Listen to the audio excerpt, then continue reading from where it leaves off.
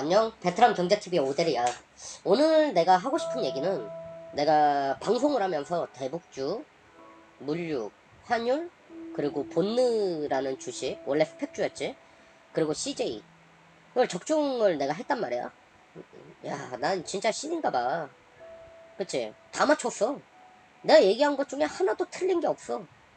근데 지금 이거 방송한 지가 한 2달 됐는데 내가 말하는 시나리오대로 거의 다 가고 있어. 적어도 경제는. 그러면 내가 신인가? 한번 볼까? 이거 본능. 내가 5월 20일 날 업로드했던 이거 업로드야. 그럼 방송 내가 훨씬 일찍 했다는 거지. 이거 미중 협상 결렬, 환율 어떻게 대처할 것인가 2부에 내가 그 당시에는 본느라는 이름을 아예 얘기를 안 했어. 그리고 그 다음 방송인가? 에 내가 한번 이름을 얘기를 했어. 여기에 투자를 했다. 미중 무역 전쟁 때문에. 그 5월 달이니까 이때는 지금 얼마요? 이때면은 거의 한 3,000원도 안 됐을 때네. 지금 2배 같네? 2배? 최고가 대비면 2배 이상 같고. 그치? CJ 볼까? 내가 한국 영화 리메이크 편집 일부에서 CJ는 조심스럽게 한번 지켜봐야겠다. 하지만 절대 지금 매수의 타이밍이 아니다. 여기에 역시 왜 그랬냐? 승계 이슈가 있다. 이거 더 떨굴 수도 있다. 그치? 지금 내가 그때가 6월 3일이니까 6월 3일 기준에서 한 10만원쯤 했겠네. 그리고 이제는 곤두박질 쳐서 최저가 52주 최저가를 찍었고, 지금 내가 보기에는 차트도 다 무너져 있고. 그치? 야, 대단하다. 나는 내가 미중 무역 전쟁 특집 일부 향후 예상 시나리오 5월 30일을 업로드했던 데에서 글로벌 물류에 관련된 거와 유가에 관한 얘기를 했어. 와, 대박. 한익 익스프레스도 그 이후로 떨어진 건 맞지만 난 그리고 그때 얘기했어. 한국에 있는 물류에서는 조심스럽게 보라고. 그 이유에 대해서는 이 방송을 보면 돼. 난 글로벌 물류를 얘기했거든. 근데 최근에 또 한 익스프레스가 급등을 한 번씩 해주면서 이슈가 됐지. 그러면 내가 정말 진짜 천재고 나를 믿고 따라야 될까? 내 유튜브에 수많은 주식과 경제 관련 방송을 보는데 난 특히 이 주식, 특히 단타 치는 애들 절대 믿지 않아. 난 내가 단타로 돈 벌 거란 생각을 단 한 번도 해본 적이 없어. 단타로 돈 벌려면 그 사람은 그 방송에 나오면 안 돼. 내가 생각할 땐. 왠지 알아? 그 사람은 그 정도 실력이 되면은 연기금이나 이런 자금 굴리고 있어야 돼. 그럴 시간이 어딨어. 글로벌 자금이 다 그 사람한테 몰릴 거야. 그러면 나는 어떻게 이걸 다 맞췄냐? 내가 보면 대북주도, 물류, 환율, 본느, CJ 내가 방송에서 말한 것들 특히 방송에서 관련됐던 내용들 중에 다 적중을 했단 말이야. 그 이유에 대해서 내가 짧게 설명을 해줄게. 내가 이걸 다 맞출 수 있었던 건 우선 거시경제를 계속 보고 있기 때문이야.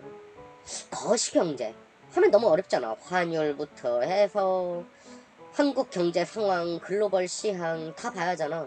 간단하게 생각해봐. 우리나라 환율은 굉장히 안정돼 있다라고 생각하면 돼. 한두 달 전에 이거 뭐 1200 넘고 1400 뭐 경제 위기 온다 하면서 막 이렇게 설레발을 엄청 친 적이 있잖아. 근데 난 그때 그런 생각을 했어. 이거는 있을 수가 없다. 환율이 뭐 강남의 부자들이 지금 달러를 사들이고 있다부터 해가지고 그런 얘기를 했잖아. 근데 그때 내가 이제 생각할 때 환율은 난 누군가의 조작이 있다라 생각을 했어. 왜냐면은 너무 당연한 게 국가가 우선 개입을 할 수밖에 없어. 그 가장 큰 이유는 미국 때문이야, 미국. 미국은 우리나라를 환율 관찰 대상국에 넣어놨거든. 우리나라는 내가 박스가리 편에서도 얘기했지만 이 수출 규제가 굉장히 많은 나라야.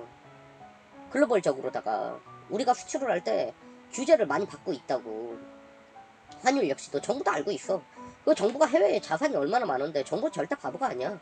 그렇다면 정부에서는 그 모양 그 꼴 날 것 같으면 해외에 있는 자산 매각해서 국내로 달러 들어와. 그 얘기가 뭐냐? 달러가 강달러화가 된다라는 건 결국은 쉽게 얘기해서 국내에 달러가 적고 원화가 많다는 얘기잖아. 그럼 달러 들어오면 되는 거야. 그럼 굉장히 간단하게 해결을 할 수가 있어. 난 이거 템포럴리라고 생각을 했었고 그렇기 때문에 안정적이고 지금 뭐 한 1180원 선을 유지하고 있지만 한 3년 전에도 이 패턴이랑 비슷했어. 1150원에서 1190원까지 왔다 갔다 하다가 1100원 초반, 1100원을 뚫고 밑으로도 내려가고 그랬었어.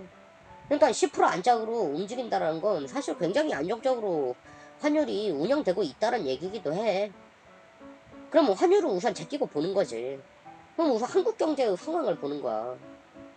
그리고 글로벌 시황을 보는 건데, 그럼 글로벌 시황을 어떻게 보냐? 되게 간단해. 너의 경제 상황을 어떻게 보냐? 너의 수입을 어떻게 봐?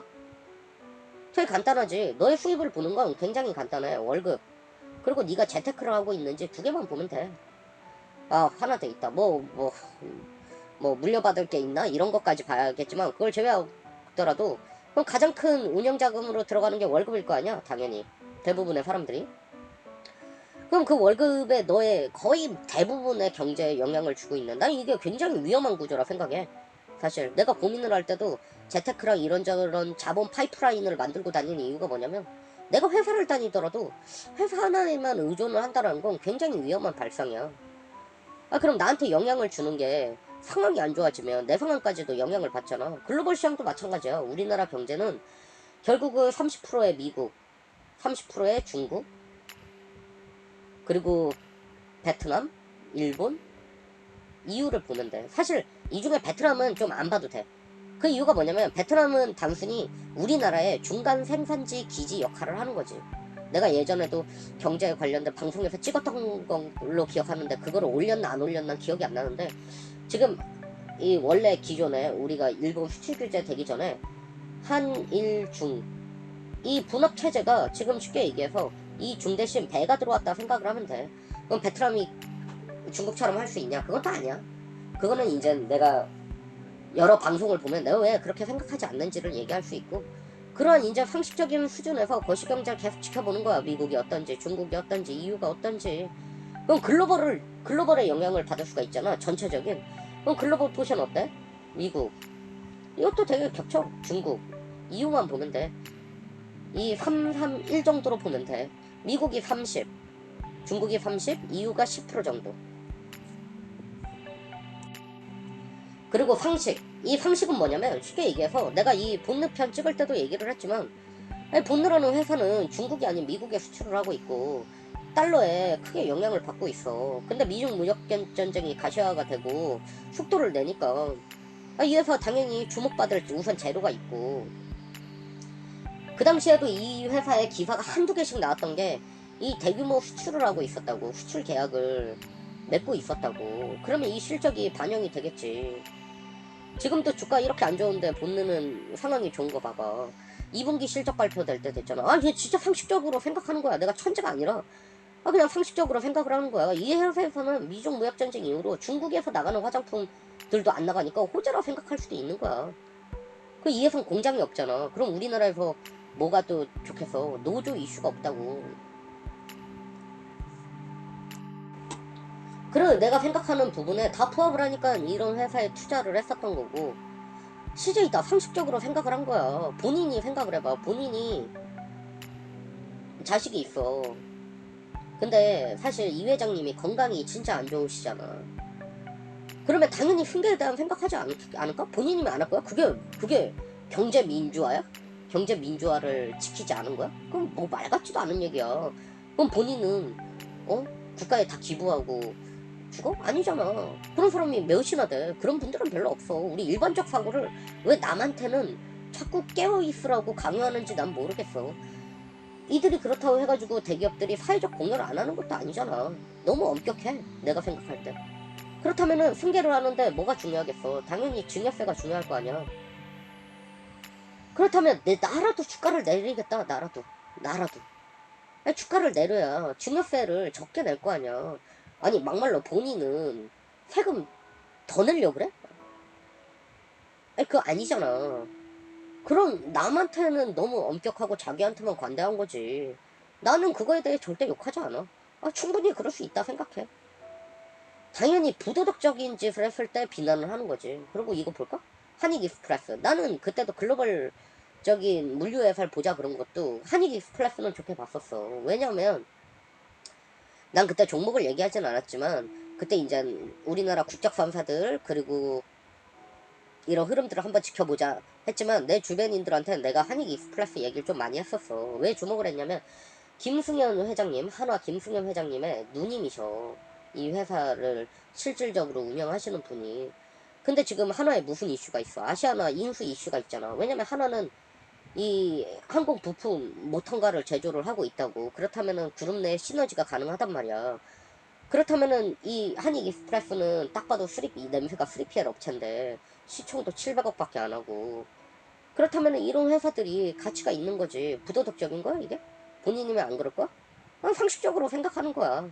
그리고 물류 업계가 지금은 치열하고 안 좋지만 잘 생각해봐. 지금 우리나라 공장들 다 해외로 나가고 있다고. 아니 상식적으로 생각해봐. 글로벌 시황이 피가 튀기고 있어. 서로 빠르게 변하고 있는데 52시간을 하고 있어. 그리고 인건비가 오르고 있어. 뭐 이번에 얼마 안 올랐다고? 아니 지금까지 올린 거 봐봐. 무슨 신흥국이야 우리가? 베트남이 5.5%인가 올렸잖아. 우리 몇 프로 올렸어. 이번에만 작게 올린 거야. 근데 그 전에 10%대씩 올렸다고. 베트남은 7% 성장하면서 5%대 임금 인상했어. 아 그러면서 52시간에 지금 그 뭐야 그 뭐 괴롭힘 그런 거 만들어졌잖아. 아니 그렇다면 본인이 상식적으로 생각을 해봐. 아니 내 회사를 운영하고 제조업을 하는데 뭐 뻑뻑하면 그 조직 내에서 이 자꾸 잡은 당연히 괴롭힘이 있으면 안 되지. 근데 과한 피해자 코스프레가 없다라고 할 수는 없잖아. 그리고 지금까지 그런 괴롭힘을 당한 거에 대해서 우리가 기관이 없었던 것도 아니야. 있었다고. 그런 기관이 있었단 말이야. 근데 굳이 또 하나가 생겼잖아. 그럼 기업 입장에서 무슨 생각을 하겠어? 아 힘들다. 버티기 힘들다. 왜냐면 기업들 글로벌적으로 경쟁을 해야 되는데 당연히 나가겠지. 나가면 뭐가 필요해? 이거 운송해 줄 사람이 있겠지. 근데 이게 우리나라만의 구조야? 아니? 미국? 중국? 일본? 특히 미중 무역전쟁 이후로 더 가속화가 됐다고. 일본의 수출 규제가 생기면서 내가 보기엔 우리나라에 그런 어떻게 보면은 리스크 분산을 하겠다라는 생각을. 왜냐면 수출과 수입의 기준은 나라 국적이 아닌 어디 기점이냐. 그래서 일본이 이 우회 수출, 우회 수입까지 막아버리겠다 했던 이유가 이런 기준점이 있기 때문이야. 그렇기 때문에 난 그냥 상식적으로 생각을 했고 그냥 빙의가 됐을 뿐이야. 남해는 어떡할까라는 생각을 했던 거지. 그리고 이 4, 5번이 진짜 중요해. 이 4, 5번은 의외로 잘 안 지켜서 놓치는. 내가 무슨 아무리 뛰어난 경제 박사라 하더라도 모든 산업을 심도 있게 볼 수는 없어. 절대로. 그냥 관심이 있을 뿐이지. 그렇다면 항상 남의 얘기를 사실 들어야 돼. 어쩔 수가 없어. 그러려면 어떻게 해야겠어? 나 짱이다, 나 잘났다 이러고 다녀야겠어? 역시 나는 이래야 될까? 절대 아니야. 나 배울 때 고개 숙이는 거 사람들이 보면 깜짝깜짝씩 놀라. 나 자존감 굉장히 강하거든? 나 배울 때는 고개 착 쳐받고 배운다고. 아 그래 알려줄 거 아니야. 그리고 그게 맞든 틀리든 엄청 감사해야 한다고. 틀렸다고 해서 뭐라 하지도 않아. 그렇게 정보에 관한 얘기를 많이 나눈다고. 그리고 뭔가 내가 나한테 도움을 줬던 사람, 나에게 기회를 줬던 사람한테 절대 억울해하거나 뭐 그러지 않아. 피해자 코스프레 하지 않는다고. 왜냐면 그 사람, 난 물론 나도 싸울 때는 엄청 강하게 싸우는 사람 중 한 명이야. 끝장 보자는 생각으로 싸워. 근데 그런 사람은 별로 있지도 않을 뿐더러 있으면 그렇게 싸우지. 근데 대부분은 나는 내가 좀 그냥 좀 넘어가. 그냥 작은 일에 개의치 않아. 문제 삼지 않아. 그러다 보니 정보가 계속 도는 것도 있어. 내가 사실 원래는 상반기 때 원래 에어컨주를 사거든. 에어컨주. 그리고 원래 하반기쯤 되면 나는 미세먼지주에 항상 관심을 가져뒀다고. 물론 미세먼지 이슈가 있었어 이번 상반기에. 하지만 나 에어컨주에 작년에는 재미를 봤지. 상반기에 사놔서. 근데 올해 안 샀다고. 왜냐면 내가 대화를 하다 보니까 이런 날씨와 관련된 일을 하시는 분들이 걱정을 많이 하시더라고. 올해 날씨가 좀 쌀쌀할 거라고.